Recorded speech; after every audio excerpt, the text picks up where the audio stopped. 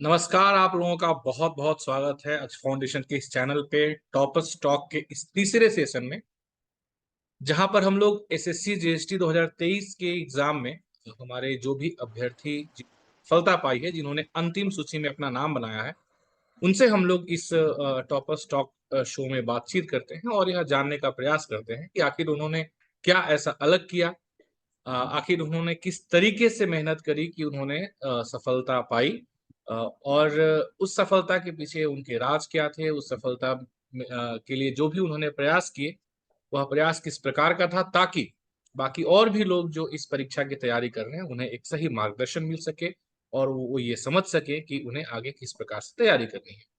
इसी सिलसिले में आज हमारे साथ में ऑल इंडिया रैंक 89 सिक्योर करके रोहित सिंह राजपूत जी हमारे साथ हैं, जो आज के इस टॉपर टॉक के प्रतिभागी हैं।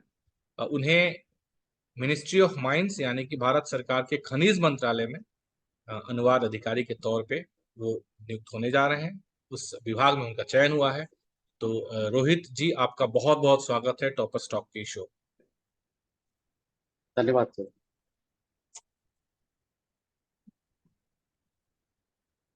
सर सुन पा रहे हैं, मेरी आवाज आ रही है? हाँ बिल्कुल, आपकी आवाज आ रही है। आप अपना वीडियो ऑन कर।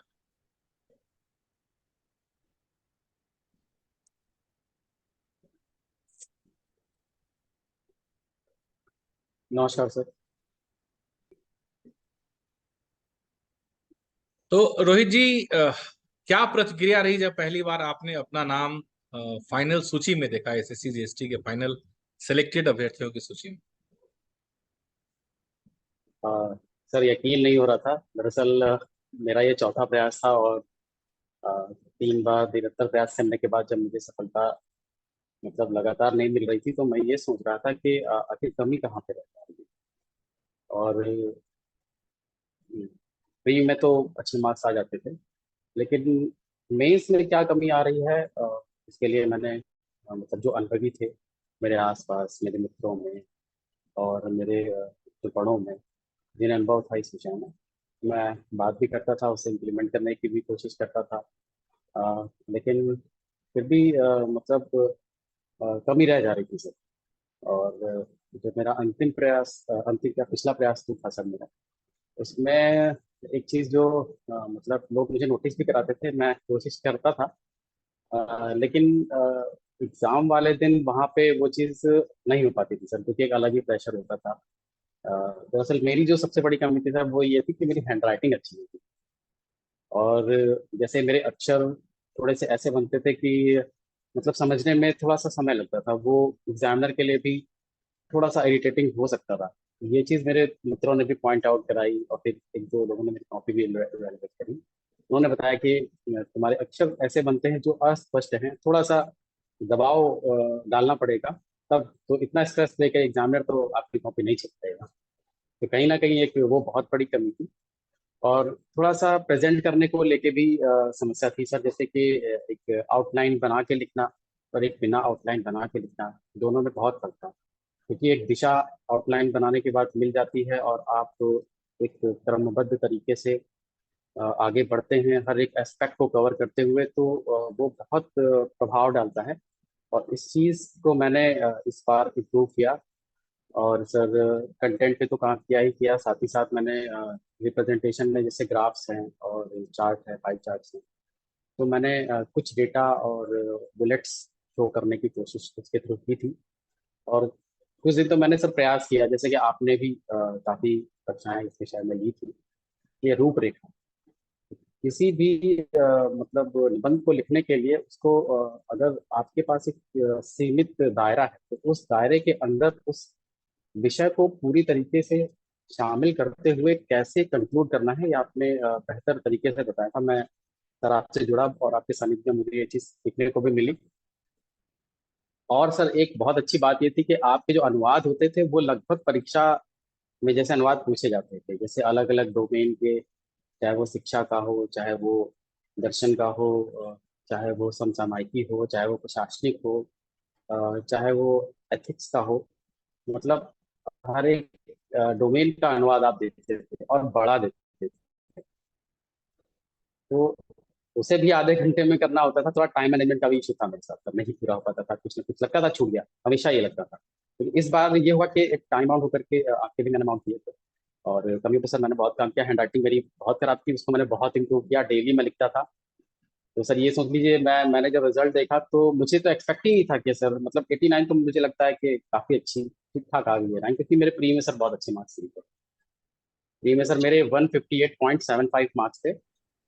और फाइनल जब आया था तो 157.5 हो गए थे, मतलब 1.25 डिडक्ट हो गए थे मार्क्स। ओके। तो तो अगला सभी मेरा कहते थे। प्रश्न, जी, तो अगला मेरा प्रश्न भी यही था आपसे कि एसएससी जीएसटी की जो फाइनल सूची होती है उसमें यदि किसी अभ्यर्थी को अपना नाम फाइनल दर्ज कराना है तो उसमें पेपर वन का कितना योगदान होता है, और पेपर वन की जो सर तैयारी, क्योंकि पेपर। मैं कई बार देखता हूं कि जो भी हमारे भाई बहन हैं जो इस एग्जाम की तैयारी कर रहे हैं, वे लोग पेपर वन की तैयारी में थोड़ा सा उनको लगता है, थोड़ा कैजुअल हो जाते हैं। उनको लगता है कि ठीक है पेपर वन तो हम कर लेंगे। और इस बार जैसा कि आपने देखा कि एसएससी ने पेपर वन के पैटर्न में काफी चेंज किया। तो इस बार आपकी जो कॉम्प्रिहेंशन एबिलिटी है, रीडिंग एबिलिटी है, इसके ऊपर ज्यादा प्रश्न पूछे गए।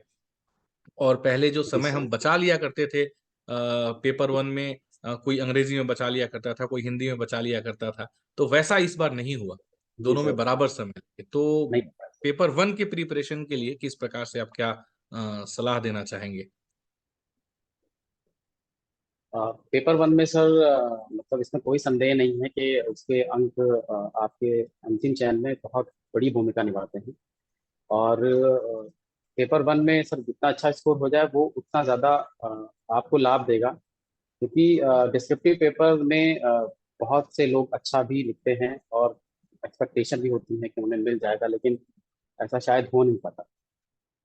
तो ऐसी स्थिति में हमेशा पहले तो प्री पे बहुत अच्छे से ध्यान देना है, सभी मतलब बेसिक्स को, चाहे वो हिंदी हो चाहे वो अंग्रेजी हो, उनको पढ़ने के साथ साथ में मतलब जो भाषा शुद्धि अभी इस बार जो बदलाव देखा गया, तो ज्यादातर प्रश्न उसके भाषा शुद्धि पे थे। क्या आप भाषा शुद्धि का कितना ज्ञान है? क्योंकि जैसे कि विलोम हो गया, पर्यायवाची हो गया, वाक्यांश के लिए एक शब्द हो गया, संधि के मतलब पहले लगता था कि हाँ इनसे ठीक ठाक क्वेश्चन पूछे जाते थे। अब ये टॉपिक्स कहीं ना कहीं लुप्त होते नजर आए इस परीक्षा में। ज्यादातर लिंग संबंधी या वर्तनी संबंधी या संज्ञा संबंधी, विशेषण संबंधी, ये उनसे संबंधित वाक्य शुद्धि के प्रश्न थे। और सभी विकल्पों को पढ़ने में, समझने में, अशुद्धि और शुद्धि छांटने में समय लग रहा था। बहुत से ऐसे भी अभ्यर्थी थे मेरे साथ के ही जो जब मैं मॉक लगाता था तो मुझसे अच्छा स्कोर करते थे, और वो बहुत कॉन्फिडेंट थे कि हाँ इतना तो आराम से आएगा। लेकिन कहीं ना कहीं जाके अच्छे अच्छे धुरंधरों की भी टाइमिंग गड़बड़ होती पिछली परीक्षा में, और समय कम पड़ गया। और इवन सर मेरे साथ भी अगर देखा जाए तो मेरे जो अंतिम मैं मॉक लगा के गया था परीक्षा से पहले, उसमें मेरा 163 स्कोर हुआ था। तो जैसा कि हमेशा एक दिमाग में चीज रहती है कि इससे कुछ डाउन ही लेवल मिलेगा हमें, लेकिन ऐसा नहीं हुआ, उससे आप मिला। और बिल्कुल घुमा दिया। बहुत ऐसा पेपर था कि आपको बहुत मन को शांत करके काम डाउन होके करने की जरूरत थी, वो मैंने किया सर। और मुझे लग रहा था कि 150 के आसपास आएगा। खैर जब स्कोर आया तो संतुष्टि थी कि हाँ बदलाव हुआ और उसके हिसाब से स्कोर ठीक है। जी।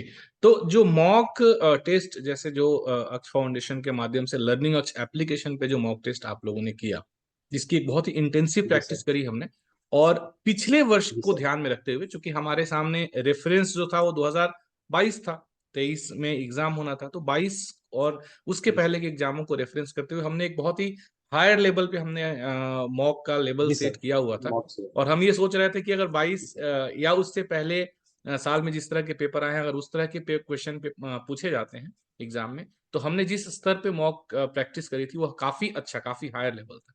फिर भी उस जी जी मॉक सर, प्रैक्टिस बिल्कुल का बिल्कुल। क्या मतलब, क्या फायदा लगा आपको एग्जाम देते वक्त? सर समस्या सबसे बड़ी तो ये है कि मतलब इन विषयों का ज्ञान तो लोग ले लेते हैं, लेकिन सबसे बड़ी कमी होती है मॉक की और प्रैक्टिस की।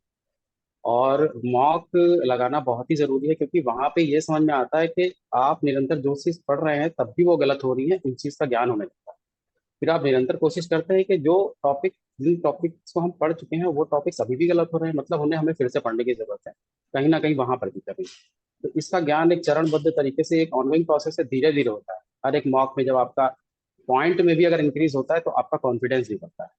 तो ये कहीं ना कहीं आपके आत्मविश्वास को बढ़ाता है आपकी प्रारंभिक परीक्षा के लिए। और देखा जाए तो एक मतलब मॉक और प्रैक्टिस, इनका इतना बड़ा रोल है कि आपके स्कोर में अगर एक एक कैंडिडेट है जो जिसमें ज्ञान बहुत है लेकिन प्रैक्टिस नहीं, और एक कैंडिडेट ऐसा है जिसे ज्ञान भले ही थोड़ा कम लेकिन प्रैक्टिस अगर ज्यादा है, तो उनमें आपको कम अच्छा खासा मतलब स्कोर्स में अंतर देखने को मिलेगा। तो अक्ष फाउंडेशन के मंच पे ये था कि जो जो मॉड्यूल था मॉक टेस्ट का, और जो प्रश्न थे वो बहुत अच्छे स्तर के थे। कुछ तो इतने अच्छे स्तर के थे कि मतलब मुझे लगता है कि वो कैंडिडेट किसी और मंच पे अगर मॉक देते थे तो ज्यादा आते थे। लेकिन अक्ष फाउंडेशन के मंच पे जब वो मॉक देते थे तो वो कुछ कम स्कोर करते थे और इवन वो टॉपर भी होते थे। हाँ, ऐसे कई तो ऐसे सर कई ऐसा हुआ रिमार्क्स तो हमें कहीं। मिले। जी, ऐसे कई रिमार्क्स आते रहते थे कि सर जी सर। बाकी जगह तो हम मॉक देते हैं तो हमें 200 में 170 180 आ जाते हैं, यहाँ पे तो हम 130 35 क्रॉस ही नहीं कर पाते हैं। तो ये रिमार्क्स हमें जी मिलते सर। हैं। बहुत बहुत बहुत अच्छी जी बात है। सर। रोहित जी, जब मैं आपके पेपर टू की जब हम तैयारी कर रहे थे और मैं आपके पेपर टू के लिए जो हम मॉक करते थे ट्रांसलेशन और एसे के लिए, तो मैं आपके जो जी सर। टेस्ट कॉपी जो आप लिख के सबमिट करते थे उसको बराबर मैं इवेलुएट करता था। और मैंने यह देखा कि जी सर। सप्ताह दर सप्ताह हर सप्ताह हम लोग मॉक करते थे, तो सप्ताह दर सप्ताह जो जैसा आपने कहा वो मैं सुन रहा था कि आपकी जो राइटिंग है वो काफी इम्प्रूव हुई, आपके ट्रांसलेशन करने की जो ट्रांसलेशन जिस तरीके से आप इम्प्रूव करते गए, और विशेषकर आपका जो ऐसे राइटिंग था, निबंध लेखन था, उसको लेकर के मैंने आपको काफी जी सारे सर। रिमार्क्स दिए थे और आपने उसको इम्प्रूव किया। तो ये जो हमने जी सर। प्रैक्टिस करी पेपर टू के लिए, क्योंकि ऐसा होता है कि ऐसे लिखना लगभग सबको आता है और जितने भी लोग इस एग्जाम के लिए तैयारी करें, अनुवाद करना सबको आता है और सब अनुवाद करते हैं, सब ऐसे जी लिखते हैं, सर। पर बिल्कुल। उसे उस स्तर तक लेकर के जाना जहां पर कि आप कम से कम 120 130 का स्कोर कर सकें, 120 प्लस का स्कोर यदि आप करते हैं पेपर टू में, तो आप कहीं ना कहीं सेफ होते हैं जहां तक मुझे लगता है। तो यह बिल्कुल सर। बिल्कुल। अभ्यास जो रहा निरंतर, उसका क्या कैसे प्रभाव रहा, उसको किस तरीके से आप देखें? सर सबसे बड़ी बात तो ये है कि जब मैं इस मंच से जुड़ा तो सबसे बड़ी चीज़ होती है कंसिस्टेंसी। और जब आप किसी की गाइडेंस में होते हैं तो ये होता है कि नहीं मुझे करना है, एक समय निर्धारित है। और जब हम खुद से करते हैं तो कहीं ना कहीं मनमानी भी हो जाती है। दूसरी बात यह है कि आपके इर्द गिर्द ऐसे ही अभ्यर्थी हैं जो आपके समांतर अच्छा कर रहे हैं, तो आप कहीं ना कहीं प्रेरणा उसके लिए पाते हैं। वो मंच हमें मिला और नो डाउट आप भी बहुत सक्रिय रहे। निरंतर आपने मतलब अनुवाद से लेके रैंडम टॉपिक अलॉट करना, तुरंत लिखना, त्वरित रूप से एक मानसिक उद्वेलन, एक ब्रेन स्टॉर्मिंग करके लिखना, क्या क्या डायमेंशन होते हैं। तो इससे आपने ये भी स्ट्रेटेजी डेवलप कर दी कि आपसे अगर कोई अचानक टॉपिक भी टकरा जाता है तब भी आप कैसे लिखेंगे, क्योंकि रटे रटाए टॉपिक और एक एक्सपेक्टेड टॉपिक तो कई मंच दे रहे हैं। लेकिन ये क्षमता खुद में मतलब विकसित करना, ये एक रैंडमली आप जब टॉपिक देते थे, लोग लिखते थे, आप इवेलुएट करते थे, बताते थे कि हाँ देखिए ये हो सकता है, और कुछ आधार बेसिक कंटेंट भी आप देते थे। तो कहीं ना कहीं वो बहुत ज़्यादा लाभदायक होता था सभी अभ्यर्थियों के लिए। और जहाँ तक सर मैं जानता हूँ कि जो आपकी रणनीति और जो समर्पण आपका अभ्यर्थियों के लिए रहा, वो कहीं ना कहीं मतलब मैं अपनी खुद की सफलता में इसका बहुत बड़ा योगदान मानता हूँ।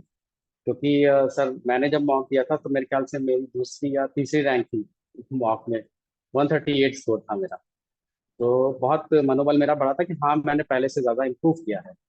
और अनुवाद एक बार तो सर मैंने अनुवाद किया था तो उसमें शायद मैं टॉप था दोनों में। तो तो सर इस तरह से एक मतलब धीरे धीरे चरणबद्ध तरीके से मैं निरंतर कमियों पे काम करता गया और थोड़ा सा सोचने का दायरा बढ़ाया। और प्रैक्टिस की, हैंड राइटिंग इम्प्रूव की, जो जो कमियां थी सर मैंने निरंतर उनको इम्प्रूव किया। तो मेरे ख्याल से इस बार एग्जाम में आपको मेरी कॉपी पसंद आ गई सर। ठीक है रोहित जी, एक प्रश्न ये है कि एसएससी जीएसटी की परीक्षा की तैयारी के लिए एक मेंटर का होना, यह कितना आवश्यक होता है? क्योंकि जैसा कि सब कहते हैं कि बहुत बड़ा सिलेबस नहीं है, कोई बहुत विशेष सिलेबस नहीं है इस एग्जाम के लिए, बिल्कुल सही है। पर उसके बावजूद एक मेंटर का होना या एक प्रॉपर तरीके से तैयारी एक स्ट्रेटेजी के तहत करना, यह इस एग्जाम की प्रिपरेशन के लिए कितना जरूरी लगता है आपको अब, जबकि आप एक सफल अभ्यर्थी के रूप में चयनित हो चुके हैं और अब जी जी। जबकि आप लगभग, मतलब मैं ये कह सकता हूं कि 99.99% आप एक अनुवाद अधिकारी बन चुके हैं, बस प्रोसेस बाकी है। तो ऐसी स्थिति में क्या जी लगता है सर। कि मेंटरशिप कितना जरूरी सर गाइडेंस बहुत ज़रूरी होती है, और मतलब और ये समय पे भी बहुत ज़रूरी है। अगर आप भटक करके मंजिल पे पहुंचते हैं सिर्फ गाइडेंस की कमी की वजह से, तो कहीं ना कहीं मुझे लगता है पहले गाइडेंस लिया जाना चाहिए, क्योंकि तब शायद आप अपनी मंजिल तक जल्दी पहुंच जाएंगे। और मेरे साथ कहीं ना कहीं ये कमी रही, क्योंकि सर मैंने 2018 में जब पहली बार दिया था, मेरे आसपास इस परीक्षा से संबंधित कोई भी नहीं था। और उस वक्त पोस्ट एफ पे नॉन डिप्लोमा वाले सिलेक्ट होते थे। तो उस वक्त एसएससी मार्क्स को लेके भी लीनियंट था, प्री में और मेंस में। तो मेरे प्री में 168 के आसपास थे, और मेंस में मेरे 128 थे। और सर अच्छा स्कोर होने के बावजूद मेरा उस पर नहीं हुआ था। लेकिन उसके बाद से 2019 से क्या हुआ सर, चीज़ें बदलनी शुरू हो गई। थोड़ा एसएससी में अपना सिलेबस थोड़ा सा बदलाव हम धीरे धीरे करना शुरू कर दिया था। तो कहीं ना कहीं देखा जाए तो उसके बाद में मुझे, जब मैंने स्ट्रैटेजी वही अपनाई, तो दिक्कत आने लगी मुझे। मेरा स्कोर नहीं बढ़ रहा था, ना प्री में था और मेंस में भी डाउन हो गया था। तो कहीं ना कहीं उसी समकालीन में जो सेलेक्टेड थे, मैंने उनसे बात करनी शुरू की। तो उन 2 सालों में मैं टच में आया, तो मैंने उन कमियों पे भी काम किया। तो अगर वो चीज़ मुझे थोड़ा पहले मिल जाती, या मतलब एक तरह से निर्देशन मुझे पहले मिल जाता, तो शायद मैं मेरा ये चौथे प्रयास में सफलता ना मिल, हो सकता है दूसरे में या तीसरे में मिल जाती। तो गाइडेंस बहुत इंपॉर्टेंट है सर। और मुझे लगता है जो इस परीक्षा के लिए समर्पित हैं और उन्हें पता है कि इस परीक्षा का पैटर्न क्या है या कैसे होती है, कब फ्री होता है, कब मिस आता है, तो उस अवधि में मतलब कैसे पढ़ना है और स्मार्टली कैसे पढ़ना है, क्या पढ़ना है क्या नहीं पढ़ना है, इसकी जानकारी होना बहुत जरूरी है। और ये एक अनुभवी व्यक्ति और एक, जिसे बोलते हैं, आपके आसपास एक कंड्यूसिव एनवायरनमेंट ही होना चाहिए, तभी हो पाता है। क्योंकि आपके आसपास स्पर्धी होते हैं। तो कहीं ना कहीं हैं ऐसे मंच, जैसे अक्स फाउंडेशन एक ऐसा मंच है कि वहाँ पे बहुत अच्छे अच्छे प्रतिभागी हैं, और जो बहुत अच्छा, जैसे अपनी उसकी अनीशा जी हैं शायद, जो 4th रैंक लेके आई हैं, बहुत अच्छी प्रतिभागी हैं, बहुत अच्छा उनका प्रीवियस हुआ था। तो जी, ये अनिशा जी सब 4th रैंक लेकर आसपास के आई ऐसे हैं। लोग होते हैं। जी, अनिशा जी जी 4th रैंक लेकर के आई हैं, और हमारे साथ पालकी चहल जी थी, जो वैसे थोड़ी कम, जी मतलब बोलती कम थी, पर निरंतर वो क्लास में रहती थी। तो इसलिए उनका नाम आप में से कम लोग, मुझे तो पता है क्योंकि वो जुड़ी हुई थी निरंतर। तो वो रैंक 5 उनका है, और जी अनिशा सर। जी के इमीडिएट बाद रैंक 5 पालकी चहल जी का है, जो हमारे साथ जुड़ी। हमने एक पिछले वर्ष अनुवाद अभ्यास जो पुस्तक हम लोगों ने करी, और वो पुस्तक काफी ज्यादा सबने पसंद करी, काफी ज्यादा लोगों को ऐसा लगा कि उसका फायदा हुआ। तो आपको एक सफल जी सर। अभ्यर्थी के तौर पे उस किताब, जो पुस्तक हम लेकर के आए थे, उसके बारे में कैसे क्या आप कहना चाहेंगे? और सर मेरा मूल रूप से इस जो बात को उस ध्यान में पुस्तक रखते का हुए, जी, जी, जी मूल रूप सर। से इस बात को ध्यान में रखते हुए कि उस पुस्तक को, यदि किसी के पास भी वो पुस्तक है, तो उससे कैसे मैक्सिमम उसका लाभ उठाया जा सके। क्योंकि पुस्तक होना, पुस्तक हमने बनाई, पुस्तक को जो बनाने के पीछे उद्देश्य हमारा था, वो पूर्ण रूप से उद्देश्य था अभ्यास। उसमें हमने कोई बहुत ज्यादा जी सर बिल्कुल। सिद्धांतों की बात नहीं करी है, हमने उसमें बहुत ज्यादा अनुवाद के बारे में ऐसी कोई सैद्धांतिक बातें नहीं लिखी हैं। हमने केवल और केवल उसमें अनुवाद अभ्यास के लिए बहुत सारे पैसेजेस दिए हैं, उस स्तर के पैसेजेस जो कॉम्पिटिटिव एग्जामिनेशन में, प्रतियोगी परीक्षाओं में, विशेषकर एसएससी और इस तरह की अन्य परीक्षाओं में, आईबीपीएस वगैरह में पूछे जाते हैं। तो वो जो अभ्यास जी सर। के लिए हम लोगों ने इस तरीके से एक अभ्यास पुस्तिका बनाई, तो क्या उसका कैसे लाभ उठा सकते हैं मैक्सिमम उसका? सर जैसे कि अनुवाद अभ्यास पुस्तिका में सबसे अच्छी बात है उसमें जो संकलन है, वो चाहे अंग्रेजी जो इंग्लिश के पैराग्राफ हो और जो हिंदी के अनुच्छेद है। तो वो डिफरेंट डोमेन के होने की वजह से सबसे बड़ी बात है कि आपके पास एक मॉडल है, आप उसको देख करके खुद बनाएं, और उसका सॉल्यूशन भी गिवन है।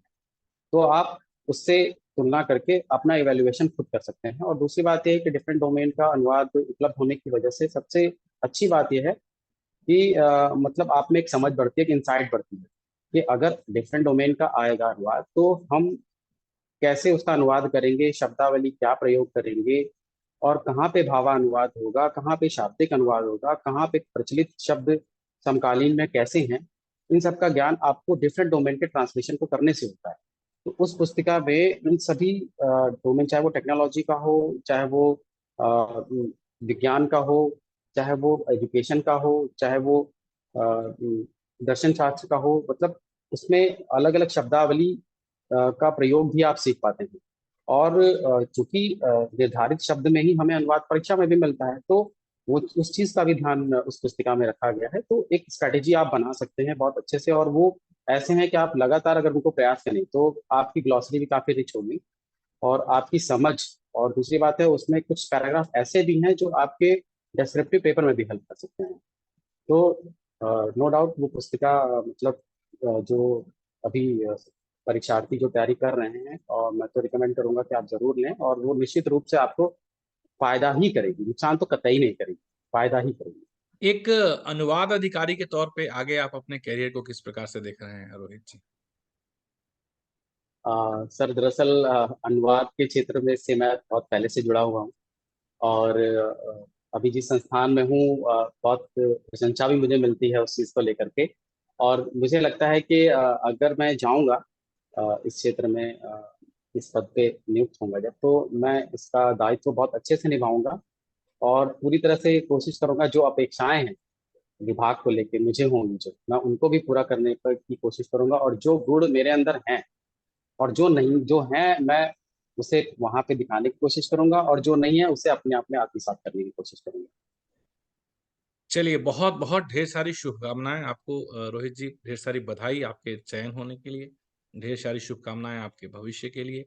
जैसा कि आप जानते हैं कि यक्स धन्यवाद फाउंडेशन सर। की तरफ से एक राजभाषा एवं अनुवाद अधिकारी क्लब बनाया गया है, जिसमें जो लोग भी चयनित अधिकारी हैं, अनुवाद अधिकारी हैं, वे सब लोग उस क्लब का हिस्सा हैं, उस ग्रुप में हैं। तो शायद आप उससे जुड़े होंगे, और अगर नहीं जुड़े होंगे तो आप उससे अवश्य जुड़ें। जी और सर। आपके और भी साथी जो चयनित हुए हैं उन्हें उस ग्रुप में जोड़ें, जहाँ पे हम लोग जो भी अद्यतन सूचनाएं हैं इस क्षेत्र से संबंधित वो साझा करते हैं, और आगे जो भी कैरियर प्रोस्पेक्ट्स हैं या फिर आगे बढ़ने की जो संभावना है उसको हम साझा करते हैं। तो एक बार फिर से आपको जी ढेर सर। सारी शुभकामनाएं और बहुत बहुत बधाई। और आप जो है एक बेहतर, जैसा कि आपने कहा, जो आपकी इंटेंशन है, एक बेहतर अनुवाद अधिकारी बन करके और इस क्षेत्र को अपनी भरपूर सेवा दें। बहुत बहुत शुभकामनाएं। जी सर, बहुत बहुत धन्यवाद सर। सर एक मैसेज मैं देना चाहूंगा जो अभ्यर्थी असफल हुए हैं उनको इस परीक्षा में, कि सर आप मुझे सुन पा रहे जी जी बिल्कुल। हैं? हाँ, जी सर सुन पा रहे हैं मुझे आप? जी जी जी, रोहित जी आपकी आवाज आ रही है, बताइए।